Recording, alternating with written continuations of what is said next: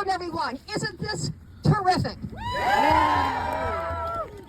So, welcome to our third No Kings rally here in Albert Lea. My name is Mary Hinnenkamp. I'm a retired teacher. I'm a mother and a grandmother. As you know, No Kings rallies, protests are taking place all across the nation at over 3,000 locations today. Let's hear it. Here in Albert Lea, this is our 15th rally. Rallies protesting cuts to veterans' benefits or Social Security and in support of our constitutional rights and democracy among them. There is so much to protest.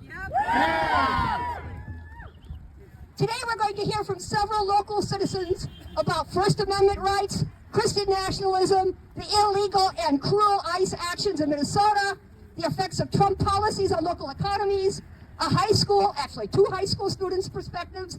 We're going to hear about the SAVE Act, which is aimed at voter suppression, and a grieving mother's reaction to the Iran war. Just a few things before we begin. Remember, this is a nonviolent protest, and you are asked to remain non-reactive. If someone yells something, don't yell back. If they give you the finger, wave or ignore them. But do not give them the opportunity to make our strong, forceful reaction to the Trump administration look lawless or something else. Don't take the bait. When people opposed us cross the line, we have reported them and pressed charges with the police. So just remain calm. If something untoward happens, we will take action after the fact. We need to do one more thing before we begin with the speakers and chants. In the spirit of the Constitution and the democracy that we love, and the reason that we are here, please join me in reciting the Pledge of Allegiance. The flag is right over here. I pledge allegiance to the flag of the United States of America and to the republic for which it stands, one nation, under God, indivisible, with liberty and justice for all. Okay, our first speaker will come up now. Not everyone's going to be able to speak from the table, but our first speaker is Therese Salazar. Therese, can you come up? Here today, my name is Therese Salazar. I am a first generation Mexican American. I have lived here in Albert Lea since 1996, graduated here from the Albert Lea High School, graduated from Riverland Community College, and I am an active member in the community, whether it's board members, community around town, or the city of Albert Lea. So I very much love Albert Lea, just like everybody here. Hey, we love you. Yeah. We love your kind. We'll keep supporting you. Thank you. So I'm here to talk about how ICE affected our community. In I guess January, February, we've seen some ICE members take away some community members. They were kidnapped. They brought fear to our community. They brought where people weren't able to go out and work. Our students were not going to school, and businesses have been suffering since then. Some you may have seen around town that they closed their doors for a few days. They might be going through some hardships right now, so definitely try to go and shop there. Now the other thing is that our migrant community has done nothing but work hard for this community for many, many years. We have been here for many years, and we worked in the factories. We've worked. The children have studied and are now members, whether it's of the schools. We are members of other corporations around town. So the fear right now is that ICE is not gone. People are still afraid to go out. We have not seen them, but the fear is there. In Minneapolis, there's still many cars and SUVs going into the Whipple. We don't know what they're going to do. ICE is currently at many airports, and it is only a matter of time until they decide what ICE will be their next target. So we got to be ready. We got to be prepared. And what I know is one thing good that came out of this is that through this fear that they thought they were going to break us, it only made us stronger. a large community. It brought people together that wouldn't have even known each other if this hadn't happened. So, yeah, I guess one thing the Trump administration has done is it has made us stronger. That's right. And because of that, we are going to win this. We will not let fascism win. And we are not here. We do not want kings now or ever. We will not let this regime win. So thank you so much again for the community that you guys have come up, making us welcome, feel all immigrants welcome, and helping everybody. So I'll give it back to Mary, or who is the next speaker? Oh, Daphne. I am a native of Albert Lea. I am a retired Lutheran pastor, and I've been asked to talk this morning about Christian nationalism, which I have been wanting to talk about. I will say to the beginning that I found an article online when I was doing some research that I found very helpful. I will recommend it. It's called The 5 Elements of Christian Nationalism, produced by the Kettering Institute. So, the basic premise of Christian nationalism is that the United States is a Christian nation, and it was founded as a Christian nation. It is not that simple. We were certainly not founded as a Christian nation. We were founded by deists, another kind of definition. And we have always been multi-faith, multicultural. That has also usually meant periods of problems. Project 2025. One of its goals is to infuse biblical principles across the federal government. Separation of church and state? No, doesn't matter. Secondly, Project 2025 wants to make America more Christian. And thirdly, they want to align this country with the Bible. Now the problem is, any of those can be interpreted in a variety of ways, but it is problematic and un-American as far as I'm concerned, regardless. Along with that, Christian nationalism is interested in fusing a particular... It's a bit windy. It's a bit windy. Infusing a particular expression of Christianity with American civic life. That is, there is one way to be an American. Thank you, that's correct. National identity, public policy, social belonging, all fit with a conservative interpretation, and I don't mean a healthy conservative.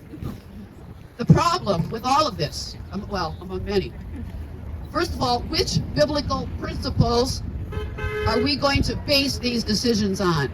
Because the Bible is filled with complicated contradictions. And the second problem is that a goal here and a result would be a destruction of democracy because it denies that Americans of other faiths or of no faith can participate as members of our system. 5 key elements of Christian nationalism. You have to bear with me. I love teaching and I love talking. But 5 key elements of Christian nationalism. First of all, traditional social hierarchy. Gender, sexuality, family structures, all traditional. And we've seen that.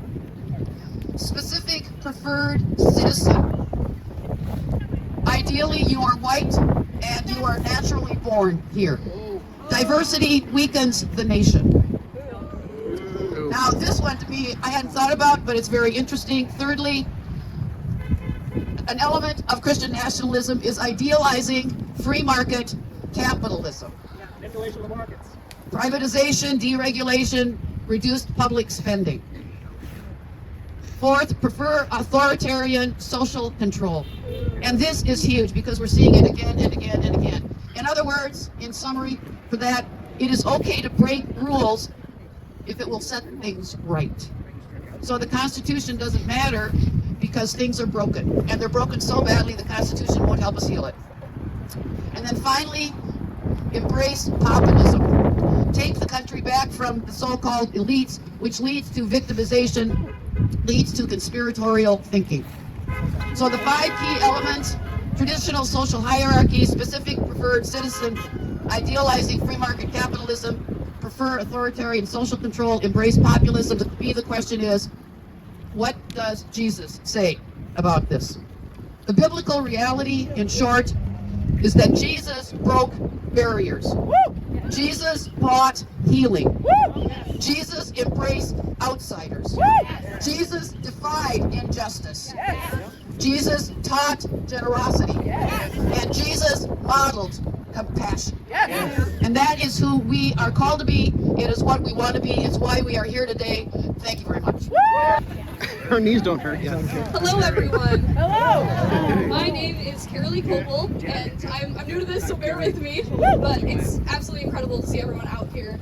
Maybe some of you recognize me, a lot of new faces, but it's amazing to have a chance to come speak to all of you. Mostly on behalf of the youth of America. It's absolutely no secret that the world we're living in has become a horrifying place. There's endless issues with the current administration that I could just talk on and on about. However, today I want to express my disdain as a 16-year-old. The future is already scary to think about for anyone who's entering college or becoming an adult. These are not even our main worries right now, though. I myself worry more about even getting some of the opportunities I chase and what they'll look like if I do. What will become of my own adulthood. I think something that's overlooked so often is the fear of people my age. It's hard to be taken seriously. I know perfectly well that I lack so many experiences many of you have. I'm nothing if not naive, and still learning how to go about everything. It's hard to navigate the world we live in when we live with so much hatred. We live in a time when talking about politics as a 16-year-old is discouraged greatly. It's one of those weird social rules people have created. Teenagers are under the impression that it isn't their battle to fight. We can't vote anyway, so what's the point? Well, the point is that I don't always know if I'm going to make it home safe from school, or if I'm going to have to watch a classmate undergo the horrible oppression of our government. The point is, the topic of politics isn't even allowed in most schools, so we get to just sit back and watch it happen. I remember when I wasn't allowed to talk about abortion rights for a speech last year because it was a heated topic, or when I was told I was too political for my political science class. We ask ourselves to be loud in a system that has slapped a hand over our mouths since we were old enough to form our own thoughts. The point is, we are the future. I don't want to look at a world in 10 years and think and regret not using my voice. I want to be a voice for the minorities and for anyone who feels like they can't speak up right now. We can't be quiet or compliant. When we let fear of judgment stop us from doing what's right, we don't ever get anywhere. Our Constitution is under attack and our own government is the assailant. We don't get anywhere without a voice. Truly, there is no better time to stand up and fight back like the present, no matter your age. Every one of us is capable of change and capable of doing something great. Being here today is just one example of how great people can be. Never did I think that one day I would be outside protesting a fascist government at 16. It's just not something that you plan for. But we're in a critical time right now. As the voice of the youth, speaking out against the tyranny that is threatening to spill into this country is crucial to us living a prosperous life. Donald Trump wants your silence, and he wants us to be complacent to the horrors he's created. If we give him that, we're feeding the president the dinner of a king. I no longer have to wonder what we have become, but I have to ask myself how we can fix this mess we've made. So I say, cling to hope, strength, and truth, for our lives simply depend on this. And to that I say, no kings.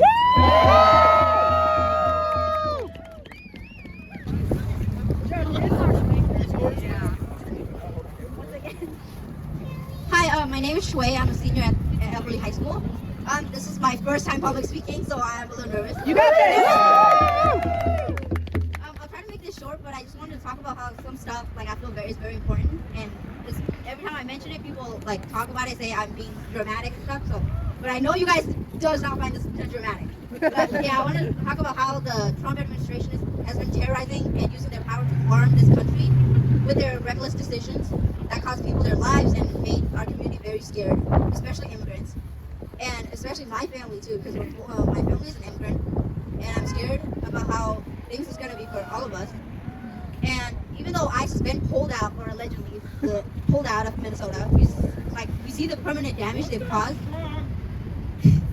And now with the adding ICE in airports and through TSA is making it hard for people to travel, and overall just terrorizing people.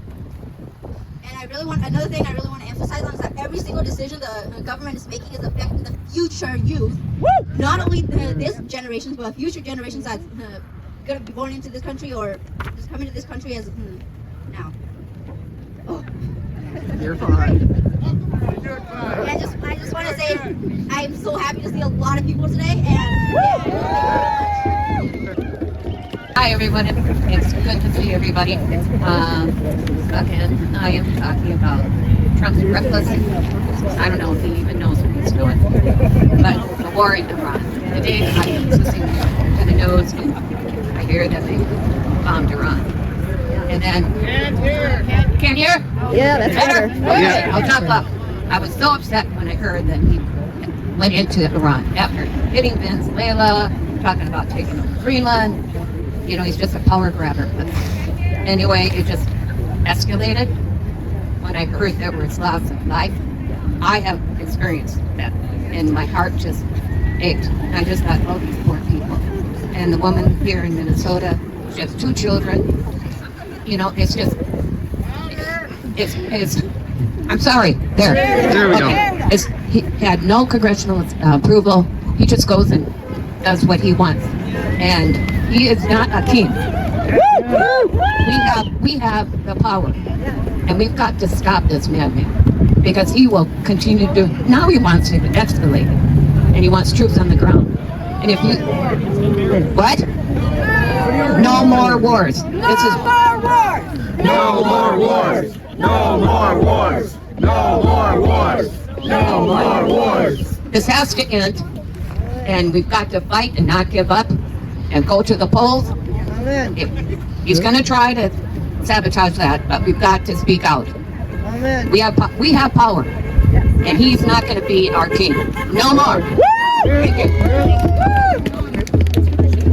Hello, good morning. Hey, Jen. I'm Jennifer Von Erickson. I'm really glad to see all of you this morning, and it's really exciting to have this sound system. Thanks to whoever brought this. It's a lot easier to hear everybody.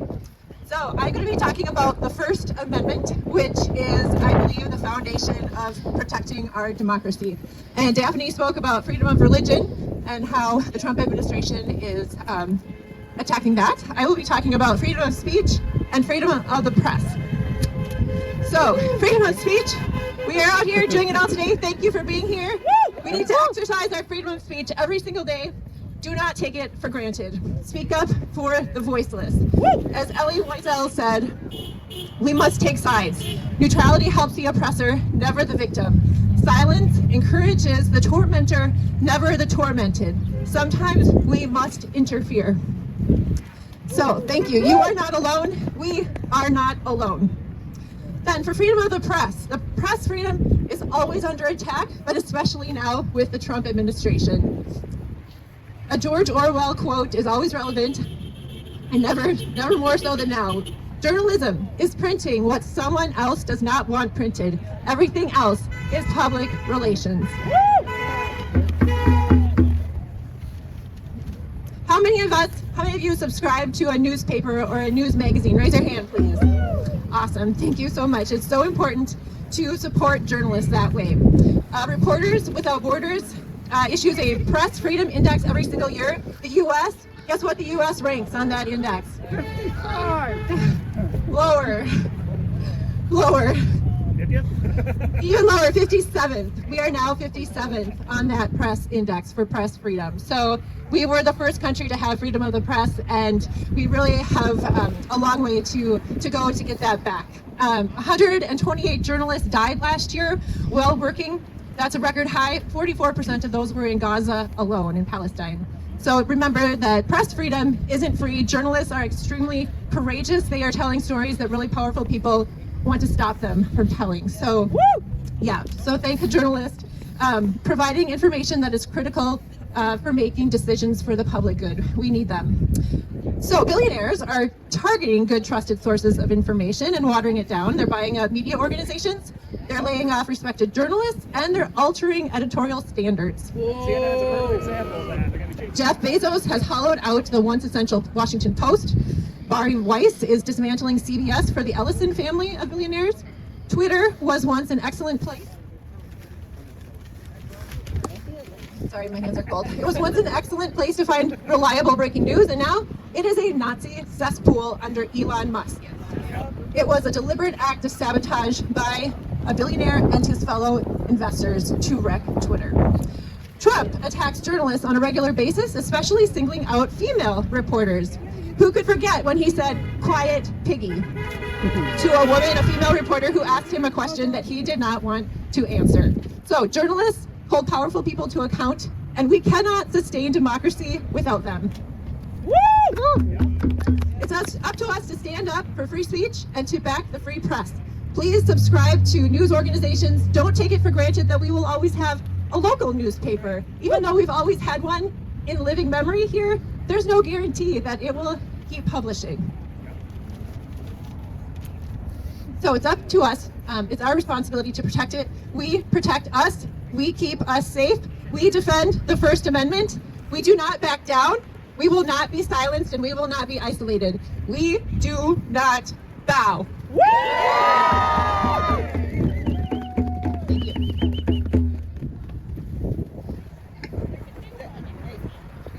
Hello.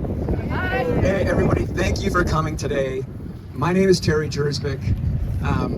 If you're wondering, and I'm a farmer, and I want to talk to you about farming, but if you're wondering why I get the honor to stand up here and talk to all of you, okay, I will tell you why after I get done talking about farming, and I'm going to give you my phone number because I need some information from you if you can give it to me. But yeah, I'm going to start with the farming piece. It's really, really tough right now in general, and it has been for a long time. And the initial tariff wars that took place in Trump's first term took a lot of money out of the farmers' equity. And it was a time when other farmers would look at me and say, "Terry, don't you get this? Don't you see this? We gotta get to the other side, and it's gonna be great. It's gonna be so good. We just gotta take the pain. It's gonna be worth it." That was 2018. It's 8 years later. You know, when are we gonna get there, right? When are we there yet? We're not. It just continues. What happens? What happens? And here the problem is that the tariffs, the war, are just so they are messing with the internal profit and loss, both costs on the farm, income on the farm. It is so volatile. It is so difficult to market grain right now because of the volatility based on Donald Trump's decision that he made on tweet the night before. It's just absolutely insane. It is economic insanity. So that's the farming thing right now. I'm afraid, and when you make it up with subsidies, there's going to be winners and losers. It is. And when it's not based on market forces, but by a subsidy program, there will be winners and losers. And what it is the big farms are getting bigger, and the small farms are quitting. Medium-sized farms are quitting. The average age of the farmer right now is like 63 or 64. There's just going to be a whole bunch of them. They're not going to go out of business. They're just going to quit. And they're going to rent their land to the big mega farms. And to be a big mega farm, you're going to have a relationship with a multinational corporation that provides fertilizer or provides seed or provides chemicals. That's where we're going here if this type of craziness, this type of agricultural policy continues. It's really bad for the farmers, and I don't know when my friends are going to get it. And I shouldn't speak that harshly. I should use kinder words and welcome them to the conversation, but it's really frustrating. That's where I'm at as a farmer. Now, be prepared to take my phone number because I'm going to switch gears and we're going to talk about something else. We're going to talk about campaigns, and we're going to talk about candidates. We're going to talk about campaign managers, and we're going to talk about campaign treasurers. Right now, we are at a inflection point. Number one, and the biggest one of all is, and we all have to keep this in our mind, is we as Democrats have to take control of the United States House of Representatives. Period. This is existential. You think it's bad now? So it's vital. So what do we need? We need, first of all, we need candidates for the school district, for the city council, for Freeburn County, for the House of Representatives, for the Senate. We need candidates. I know there's people out there that have been leaders in different organizations and they just get off on it. I know there's a few of you out there, or you know them. So I want you to get a hold of me somehow. because we're going to reach out. We need candidates if we want to have progressive policies that support housing and childcare and job growth. That's sensible stuff. So, and I was a candidate. I forgot to tell you that. That's why I'm qualified. I did it. I ran for the Minnesota House of Representatives in 2018 for 9 months. It was a marathon, I will tell you, but it changed me for the better. It opens you up and it really makes you reflect on who are you and what do you stand for. So if you know somebody like that, get a hold of me. I want to talk to them and I want to encourage them to take this journey. So here's my number.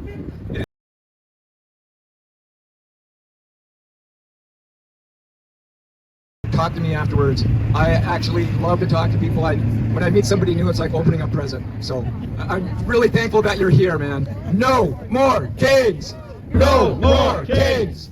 No more kings! No more kings! All right, thank you, thank you. Wow, there's a lot of you. That's great. Thank you for coming. My name's Cheryl Saul. Since Trump was dropped back on us and declared himself the king and answerable to no one, he's done some really despicable things to our lives, to our neighbors, to our organizations, to our businesses, and has even gotten us into a war after promising no wars. We've made a few victories in the courts, but we haven't been able to do enough because the system designed in our Constitution to stop this has been blockaded by the Republicans who just let him get away with every single thing he's done. No accountability. There's no accountability. And our best chance out of this is taking over the House and the Senate. We have to. And Trump knows it. In the last 16 months, Democrats have turned 29 legislative seats blue. The GOP has turned 0 seats red. And Trump is panicking because of this. Thus, his Save My Ass Act. MAGA says that there's fraud and illegal voting. There isn't. A tiny little bit has been minuscule, and usually is because somebody has voted 5 times or 6 times in different states. Not illegal voting, other than that's illegal, but not illegal people voting. He also says that we need voter ID. We already have voter ID. We have a law to make it illegal to vote if you're not a legal citizen, and there is no fraud. What the Save His Ass Act is really about is interfering with our elections, making it harder for mostly women, but for many people to vote. And people say, oh, well, it won't affect me, I'm already registered. This act can knock you off the registry vote, the voter registry, anytime they want, and they don't have to tell you. You can go to vote, and a lot of people will if this is passed, go to vote and find you're not registered. In many states, you can't simply then go register like you can here, and it'll stop a lot of people who have no idea that they're not registered anymore and can't register that day. We all know how you need all kinds of forms that many people don't have to prove you're the same person. But the hidden reason Trump is so desperate to get this act passed, desperate to the point of holding our government hostage and the livelihoods of people hostage, is that he's trying to seize federal control of all elections by his DHS. Control of our elections is written in the Constitution to be by the states. But Trump found he had little opportunity to steal the election when it's controlled by the states. So built into this act is the ability for DHS to get all of the states' voting information and eventually turn our elections federal. We can't let this happen. We have to support our senators and our House congressmen who are standing up and not letting this pass. No matter what he throws at us, what he tries to take away from us, we have to be strong and not ask them to give in. You need to contact your representatives and tell them you support them in standing up for us in this fight. You need to contact your Republican representatives, such as Finstad. You need to contact him and try to get him to develop a backbone. I know, pretty hopeless. But the thing you can do is support Jake Johnson and every other candidate we have that is trying to turn a red seat blue. We have to take this blue wave. We have to protect our right to vote, and we have to take back our power and put people into position that will stop him come January. Thank you.